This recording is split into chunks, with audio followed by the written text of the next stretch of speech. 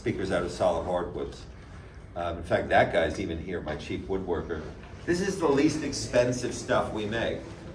You know, the DeVille is 18,000. This version, the standard one is 15,000. That's under 20,000. There's a lot of interconnects up here that cost more than these speakers. So, you know, they're also the smallest thing we make. And the show gave us the largest room they have, pretty much. Actually, the Chinese guy's room with the huge horns that you can like walk into, that's bigger. But it's a big room, right? And these are the smallest speakers. And yet, I can turn this up and up and up, and there's no change. And that is not the case with other things. So I just wanted to mention, you know, these are the smallest and least expensive things we make. As for the sound, you know, that obviously speaks for itself. I think this room is the best with these acoustic panels. Yeah. And these are brand new. The cool thing about these, think about this. These things,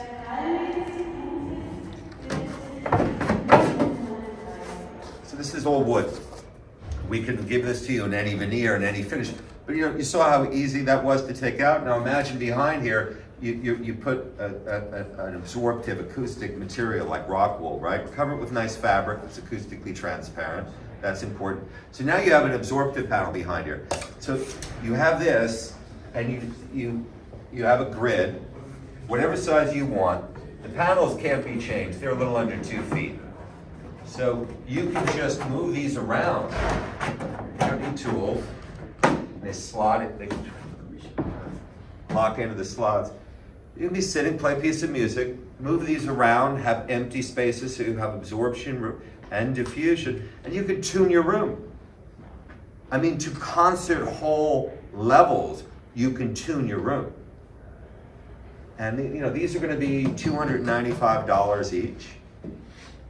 That's not any real money when it comes to putting together a really world-class or very high-level listening system. And I say listening system because if you think that you're going to just put super expensive audio components in a typical room, a modern room, old construction is much better, in a modern room and have a great result, you're not. It's not going to happen. It's going to be a big fucking mess. This is a system that would allow you to do, you know, to create the kind of listening environment that you want, and you have the agency. So I think that's quite important.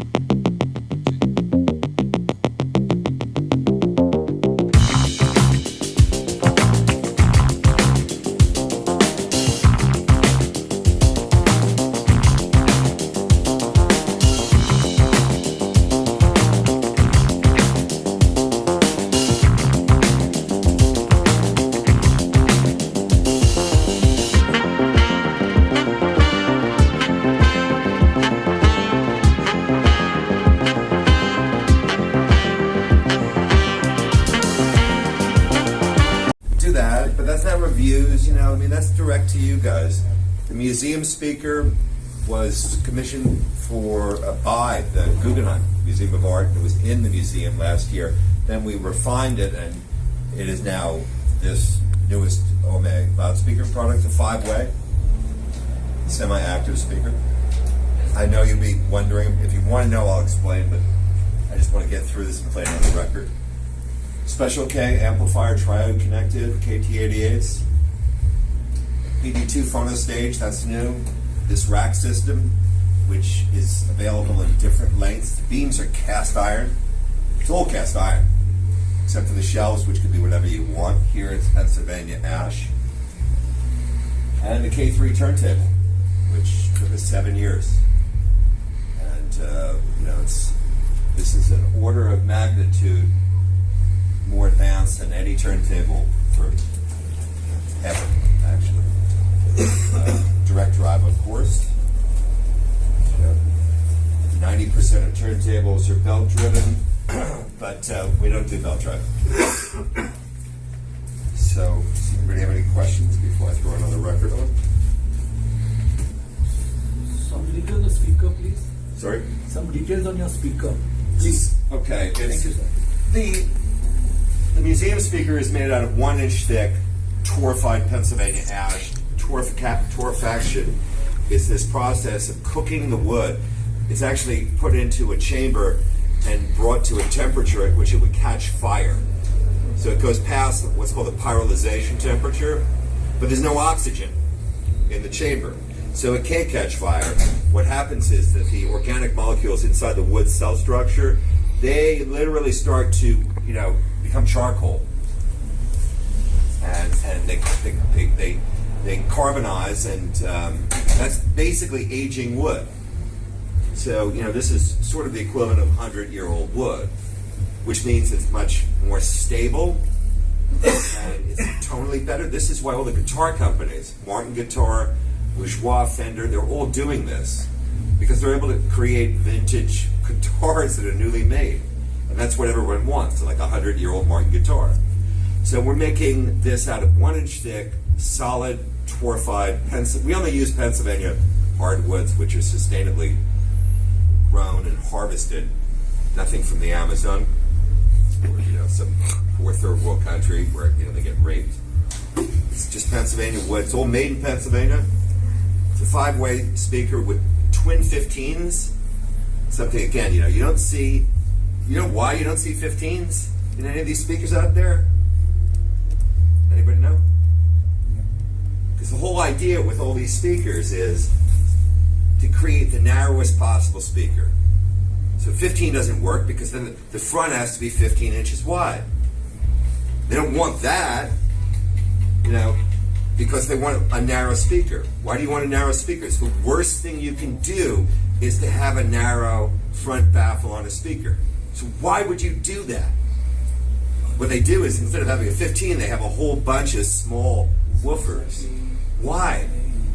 Well, there's this acronym in hi-fi, retail, which is called WAF. In English, WAF. It's wife acceptance factor. It's the reality that with these ugly things, the wife comes in with the husband, and the husband wants to buy something as big as possible. And the wife's like, no fucking way are you getting that in my living room. I want. She's different. We put it. I have lucky. I have a good one. Yeah, great. I mean, amazing. And she's laughing too. I love this. But my wives love OMA and Fleetwood Mac. Because they're like, honey, can we have those speakers? Because those look nice. Look, if you're spending all this money, you have a big speaker in your living. It's not playing, unless it's in your man cave, which I think is totally uncool. It's not playing. You better like looking at it. But these speakers are designed so that they disappear, right? Because they're narrow. So we just threw out the door all the acoustic engineering experience of the whole 20th century in favor of this compromise. It's not even a compromise. It's just a horrible decision. It's so cynical too. And then marketing it. I was at a demo across the way. I won't say who. And they were bragging about the boominess of their. Listen to how much it booms. Like calling attention to a defect changes it from a defect to a attribute. Anyway, Who asked me? I bet you. You're going like, what was the question? I wish I hadn't asked that question. So we could be listening to music by now. 215s, they're both active because it's a sealed box. We wanted to keep ultra high efficiency. Conical horn is powered is passively engaged and has a coaxial compression driver, which is new. We only use professional drivers. It's another huge difference, right, between us and everything else out there, because we use the same drivers that you would find in concert halls. Right? They're ultra high efficiency, ultra low distortion, and they cost a lot more money. They have very little excursion, and compression drivers. Nobody uses compression drivers, old dumb tweeters, and you can't play them loud because they break up. So the compression driver is a two-way. The tweeter is a tweeter and the mid-range diaphragm, all in this one horn. And then there's a super tweeter hidden in there. Okay. Just a question. Why are your horns with these facades instead of being round horns? So they're wood, right? And everyone else is plastic, pretty much. Notice that? There's like German horn, they're all plastic. They're all these spherical horns. These are conical horns. And they're made out of solid Pennsylvania hardwood like the rest of our speaker. Now, I mean, do you know any people who play instruments that are plastic? Plastic guitar, plastic violin, plastic double bass. It's all wood, right? So, wood sounds good. Plastic doesn't sound good. So if you want to make this out of wood, this is how you make it. You segment it. People say, oh, your horns look retro because they have these segments. The Victrola horns, right, from 100 years ago, they were all segmented because that's the easiest way to make this. In design and manufacturing, what you want to do is you want to find the best way to make something, which is the easiest, the most intelligent, the most economical. So that is the best. That's the only way to do it. But you also build them round, though. We make round ones, and okay, this is oval. This is the new. That was his question, though. Okay, so I misunderstood the question. Yeah. That's a good one, because this profile Bill came up with, I don't know, probably 7 or 8 years ago. We launched, the Monarch was the first one to get this shape horn. This, we could patent that, but I'm never going to patent anything because the easiest way to get ripped off is file a patent. Google automatically throws it out there, and all of your trade craft and secrets you have to put up on a patent. Meanwhile, people in China or wherever, they're like, great.